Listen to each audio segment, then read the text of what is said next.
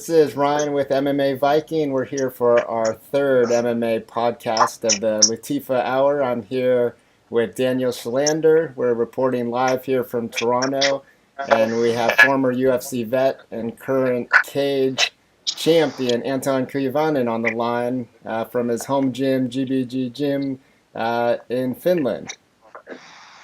How are you doing, Anton? Hi guys, I'm doing good.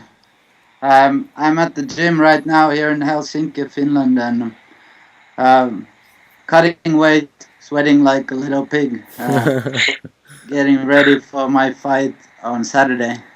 Yeah, I know you're just physically when we see you in the cage, you look like one of the bigger featherweights. How big do you get and how much weight do you cut? Um, I weight I weight normally around 78 to 80 kilos, so it's what is it in pounds? Not quite sure. It's somewhere between 175 and 180 normally. Wow. Wow. So you're one of the bigger lightweights out there. Are you focused just on water weight to make the final cut here today and tomorrow? Well, mostly, yeah. I'm eating much less now. I'm still taking care to get all the needed uh, nutrition to stay healthy, stay in a good mood, you know. And yeah, I'm cutting on carbs mostly, like and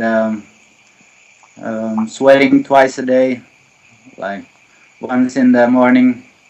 I I get down like maybe 5 pounds. Then I eat a little bit, drink a little bit, rest, do something creative or whatever I do, and then I come back here, uh, train a little bit, go through my game plan or whatever, and put my rubber suit on and sweat a little more. So that's the routine. I have the same routine I do every time, and it's written. Everything's written down on the paper, so I know exactly where we at which time. So how long before the fight you start this routine with the cutting weight? Oh, it depends a little bit on where I'm at. Last time in May, I was getting ready to the previous cage, and 5 days before the weigh-ins, I was still weighing 80 kilos, so it was 10 kilos cut, and that was kind of rough. I felt I felt it pretty hard. So this time I started dieting a little bit earlier, and I started this week weighing 77 kilos. So it compared to the last one, it will be a bit easier. And yeah, well, the last 6 kilo, the hardest part, I start on Wednesday. So it's a couple of days of kind of suffering, kind of getting a like I tend to view it is like getting all the bad stuff out of me, and re rehydrating after the weighing, and actually my mind is works. I feel like my mind is sharper and more creative and innovative sometimes when I cut weight, but it's not like all the time. The energy level goes up and down when you get your weight goes down too. So it's a interesting part of life or the days of my life. I enjoy it. Is it easier cutting weight there when you're in Finland and living at home, or is it easier to do like away from your girlfriend and be like out on the road somewhere without family around, or is it easier for you there, or out in some other place? Um, um, I don't really mind where am I at cutting weight. As long as I'm in a good place mentally, I don't care about that much about the physical surrounding. There's a good things about being home, having my girlfriend helping me out with all the stuff, and in the other hand, for example, fighting for UFC and being taken care of at a nice hotel and uh, not much like extra fuzz around you, except the minor press stuff I've been doing there, and there's a there's you can see good things about any situation and any circumstances. Talk about your opponent, Eric Reynolds. What are you expecting in this bout? Um, I'm expecting all out war.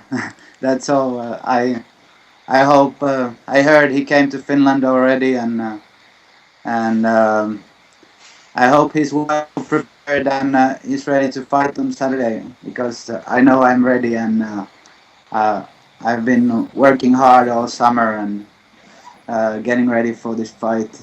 And yeah, I need tough challenges at this point of my career to keep improving and keep getting better. Yeah, and you just it just came out a couple days ago that you already have your opponent after this picked out in Diego Gonzalez. I know you're focused on this Saturday, but can you just talk a little bit about that next matchup also? Yeah, we've been talking about the fight for a few weeks, I guess. I think Diego wanted to fight me, so so I'm kind of happy and excited to fight that fight.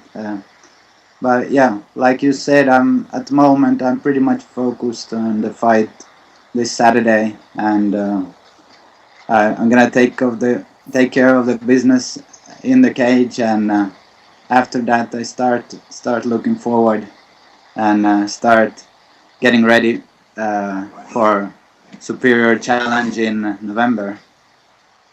Yeah, how much do you enjoy fighting there in Vanta, the Energy Arena? Um, what will I say? Last time it was great. It was pretty much a sold out crowd, and a lot of my friends, family, a lot of supporters out there, and the atmosphere was great. So I enjoy fighting there. Fighting there, it's a good crowd, and I've been fighting in the cage promotion since 2006, I guess, and even before I started fighting there, I was part of the group helping helping whatever like to build a cage before the event and you know to helping out to make it happen. So we go way back with cage and there's a lot of good memories involved. I've never lost in in that cage yet, so I'm not planning to do that this way this time either. Yeah, but you fought a lot in cage. How would you compare that to fighting in the UFC on a whole scale? Because that's been kind of your home promotion, cage, until you got to Yeah, the UFC. yeah. Um, you, what would I say? It's a smaller cage and kind of a smaller surrounding. It's like going to UFC. It's like going to deeper waters and. Apparently, if you look at the results, I was not completely ready for that, um, and it doesn't mean I wouldn't. In my opinion, I wasn't quite ready mentally. I think I have all the skills, all my physics is good enough to beat all of those guys I faced, and but on the fight day, Salas and Chiesa, those guys they were better than me, and they won those fights, and that's why I'm fighting in the cage this Saturday. Great. Well, Anton, we want to thank you for your time, for taking a little bit out of your day before weigh-ins tomorrow. Is there anyone you want to thank, or any sponsors? Yeah, I want to thank all my sponsors and all the people who support me and who've been there for me throughout my career. And without your help, I wouldn't be here. And without your help in the future, uh, I won't make it as far as I'm planning to make.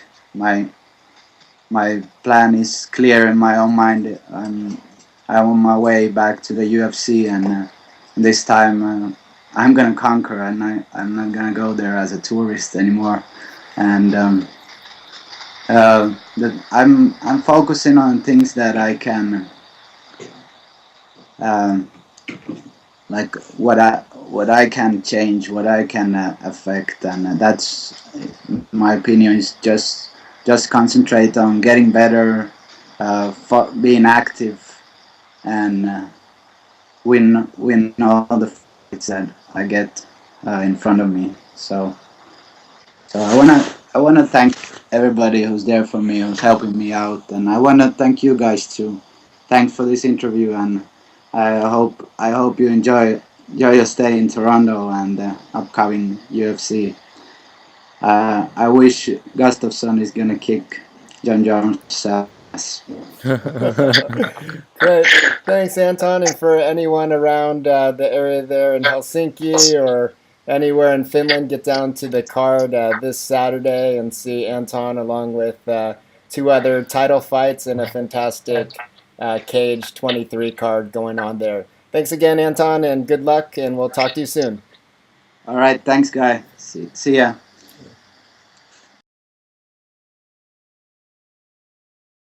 This is Ryan. We're back here for the second part of our podcast now. Joining us from Sweden, UFC fighter Tor Troeng. How you doing, Tor? Hey guys, yeah, I'm good. Good, thanks. How are you? Good. Let's talk about this last fight with Rafael Natal. What are your thoughts looking back at it now, a little removed from the bout? I mean, the fight wasn't obviously what I wanted to have. Like the way the fight went wasn't quite the way I wanted to go. But I mean, as a fight, it was a good fight. I mean, I think it was an entertaining fight, and it was like a good fight. We had like fun in there, but I want to have more like show more of my wrestling and stand up. But I mean, a fight is a fight. You never know what's happening, so it's part of like going with it. And I had to work on his strength all the time, so it's kind of hard. Yeah, it was a very entertaining fight. How much? Because you got knocked down the first and the second in the beginning. How much did they affect you? Those? Because the I mean, the second hit. first hit wasn't really a hit. The first was more like me tumbling down. I was losing my balance, so that was not really a hit. But I had to start working from my back, so that was kind of hard. But the second one hit me pretty hard. That was a tough shot. I wouldn't say I remember that much from it, but I remember trying to recover from it for a long time. But it took a lot of energy, of course.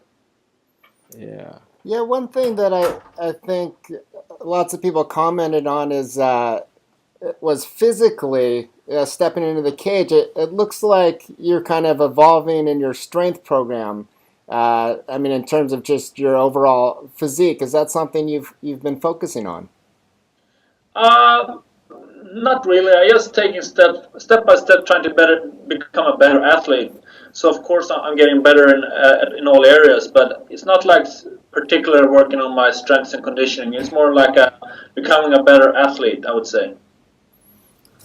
Great. So, fight of the night. I know you said it's not exactly what you wanted. You're in there for the win, but was that any uh, like I guess added benefit getting in $50,000 and kind of the recognition from your bosses that it was a great fight? I mean, sport-wise, I mean, the way I look at this is a sport, and in a sport, you always want to win. You always want to have become the winner in the fight. But I mean, it's also a showbiz, and it's a way of it too that you need to have entertaining fights. So in that way, it was a good fight for me. I mean, a lot of people liked the fight, and in that way, it was a good fight. But sport-wise, it was. I mean, I wanted to win the fight. That was my primary goal. So in that way, I was disappointed. But I mean, parts of it was good too. So the showbiz part was good. So kind of like how do you say? I'm diverse. I mean, some parts of me like the fight because it was a tough fight, and I get to show some of my other strengths I have too. So, but other parts don't like to lose. Great. And maybe before we start moving to a couple other subjects, if you could talk, if there's been any talks or when you're kind of looking at having a next bout. Nothing planned right now. Let's see what's coming up. I have had a few injuries that I'm recovering from. I had a few injuries before the fight and in the training camp, and I had got some in my fight too. So I'm recovering from that, and then see what's happening after that. No particular plans right now. But I mean, I want to fight as soon as possible. I love that part of the game, just preparing for fights, and I love that part. So I mean, I just want to recover, and then I'm back on it. Great. So let's talk about another Rennie fighter, David Hagstrom, that had a pretty spirited bout. He ended up on the losing end against Brett Johns. Could you maybe comment on that fight? And you also weren't in the corner for this bout. Can you maybe talk about why you weren't there and just the overall fight itself? I mean, why I wasn't there was mostly because I was training for my fight. So I just came the last week back home to Sweden. So I hadn't been following him for the fight and help him out all the way. So it was better had someone that he used to train with, like some Thomas Beck who follow him is a great guy and knows him. Knows his game and knows how he works. So that's the most important part why he followed him. And I mean, the fight was a tough fight. I mean, the Brett Johns he's a tough guy. I mean, he really came for it and had a good game plan and was good to implement it too. So I mean, that's the part of MMA. I mean, if the first round would have been 5 seconds longer, he would have won the fight. I mean, he was so that close of knocking me out in the first round. But I mean, that's a part of the sport, and I mean, I always want to see the guys I know and I mean, people I care about to win. So I'm sad about that part. But I mean, you just have to recover and get back to it. It's a long journey. We have to work hard to get to the top. So I mean, it's a testing. Yeah. So you're back at home now in Umeå. Yes. Yes. You're back working now because you're a scientist, right? Or Yeah, I'm back at work now, so I have a bit work to catch up to do, but I kind of like that part too, get into the routines back home, so that's fun, yeah. so how's that balancing act between being a fighter and then working is it full time? No, it's half time. I work 50% at the university. I mean, it looks pretty good. I mean, I like the diversity of that. I mean, I like to train. I only do things I love to do, so it's perfect for me. I like doing the research. It's fun work. I mean, I like going to work and I like train. So I mean, it's just I just doing things I like. So it's not hard to balance it. At the university, do your bosses watch your fights and worry about some of the punches you're taking to the head? I mean, you're a really bright guy. That doesn't seem like it's in line with what you're doing. Yeah, I mean, of course, it's not healthy, but as long as I can do my work, I think they're right. Okay. Let's. I mean, they like it. My colleagues like it. Some of them follow the fights and watch it. So I think it's they like it. Okay. Last topic. I know we're trying to make this quick today. This huge fight this Saturday. We're in here in Toronto, and one of your training partners and close friends, Alexander Gustafsson's fighting for the title. What does Alex have to do to beat John Jones? I think what Alex has to do is just do what he does best. I mean, go in there and do as good fight as he can. I mean, I know his potential. He's a really, really good fighter. He's definitely one of the best in the world. And if he gets his game going, he's gonna beat him. That's just a matter of implement his stuff and doing the stuff he's good at. Then it's gonna be his game. But I mean, it's a sport and everything can happen. And it's, I mean, you can only concern on what you can do yourself and the things you have to do. And if you, as long as you go in there and try to do your best at what you do, then it's whatever can happen. You never know. So do you have a prediction for the fight? I mean, always my heart will always say Alex. I mean that's the I can't say anything else. I mean he's a good friend of mine and a training partner, and I really really hope that he can bring the belt back to Sweden. I mean it's that would be so big for MMA in Sweden and sports in Sweden in general. I mean I don't think people understand how big this is. This is like a world event. I mean this is like something really big that happening in the world and that would be really cool if you won the fight. So, how are you going to watch this fight? Are you going to be on your sofa? Are they opening up some like bars in town you can go to? I think I'm gonna be home watching it. Actually, I think I'm gonna go up early and watch it. I don't think I'm gonna stay up. I'm gonna set my clock on like 6 o'clock or something like that, and then go up and watch it. Okay, great. Well, Tor, thanks again for your time and congratulations on your last bout. I think it's rare you have fights where you're on the losing end, where I think the overall community respects the fighter and really sees their true grit. So congratulations on your last bout, and we'll talk with you soon. Thank you, guys. See ya. Hej då. Hej då.